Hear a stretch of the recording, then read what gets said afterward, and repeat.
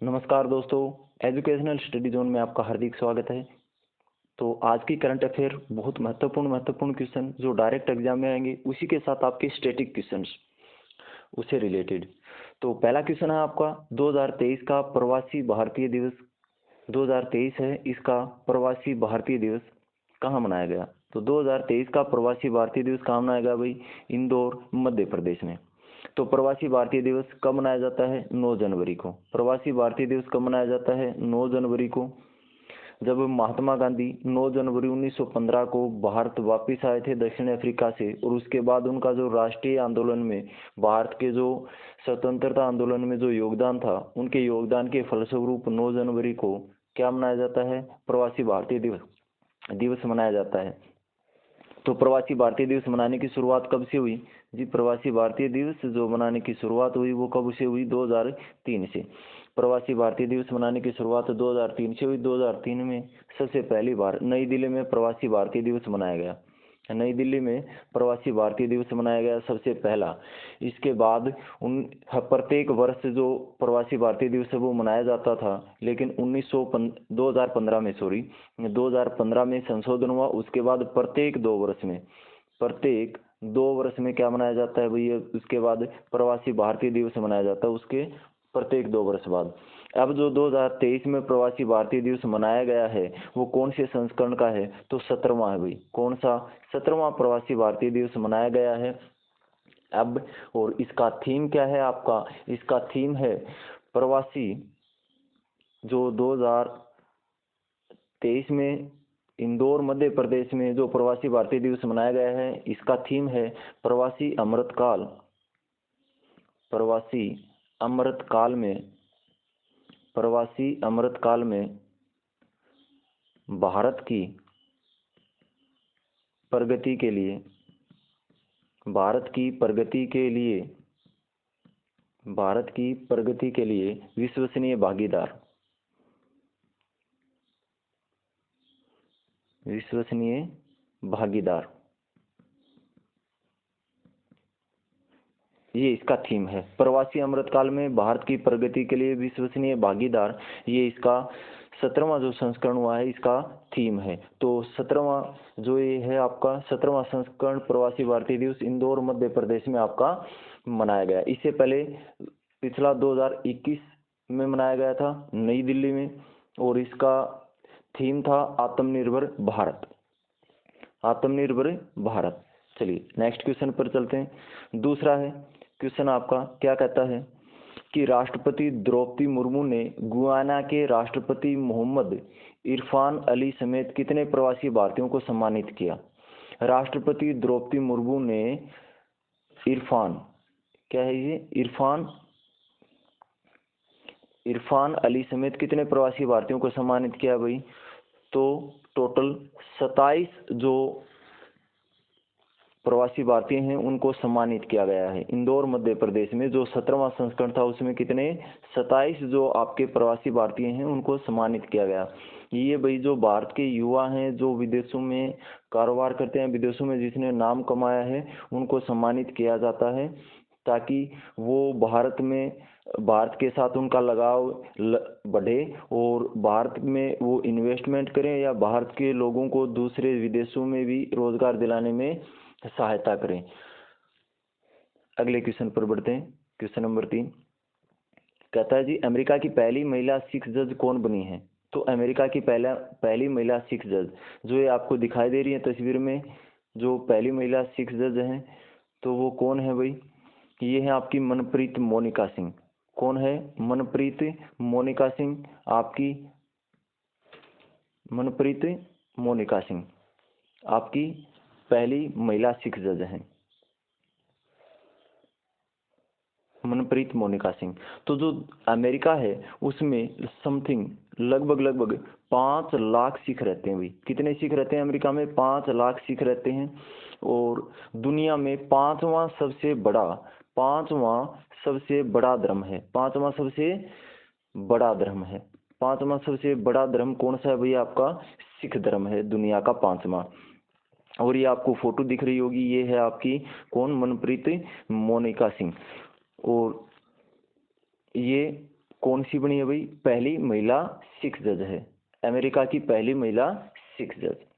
चलिए next question पर बढ़ते हैं आगे। अगला क्वेश्चन क्या है? भारतीय रिजर्व बैंक का डिप्टी गवर्नर कौन है? तो भाई सबसे पहली बात तो है कि भारतीय रिजर्व बैंक का डिप्टी गवर्नर, तो भारत का जो डिप्टी गवर्नर होते हैं वो कितने होते हैं भाई? 4 होते हैं। भारत के डिप्टी गवर्नर कितने होते हैं? 4 होते हैं। तो भाई 4 भारत के डिप्टी गवर्नर हैं, जिसमें से एक हैं आपके यहाँ पर डॉक्टर माइकल देवव्रत पात्रा। कौन है? Doctor Michael Devvrat Patra. तो 4 में से एक का नाम इसमें दिया गया है। इसकी खास बात क्या है? क्योंकि इसका जो कार्यकाल है वो 1 साल के लिए बढ़ा दिया गया है। ये 15 जनवरी के बाद, 15 जनवरी का इसका कार्यकाल खत्म होने वाला था 2023 में, इसका कार्यकाल अब 1 साल के लिए बढ़ा दिया गया है। तो इसलिए थोड़ा सा सुर्खियों में है। डिप्टी गवर्नर 4 होते हैं, जिसमें आपके NS. Vishwanath, BP. Kanungo, MK. Jain, Michael Devvrat Patra, ये हैं आपके।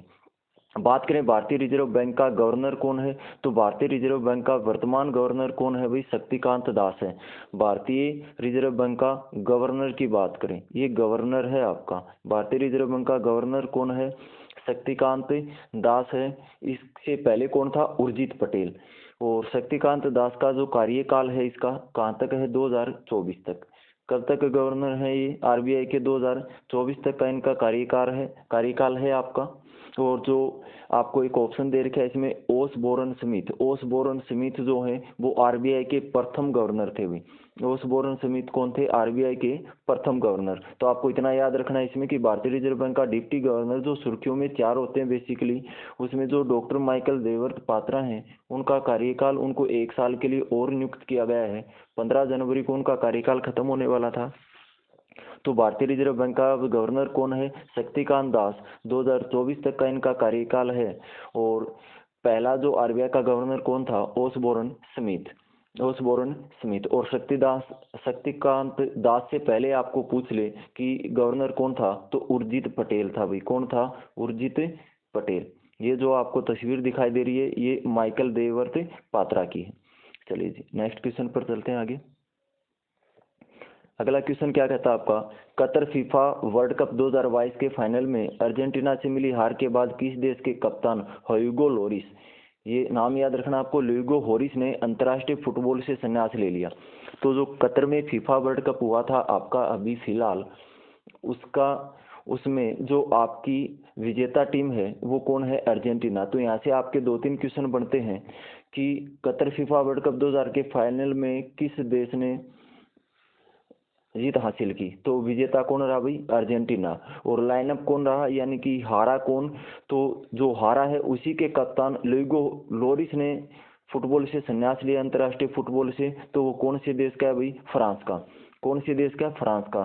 तो विजेता अर्जेंटीना रही है, हारी कौन है? फ्रांस। ये 2022 का काम हुआ।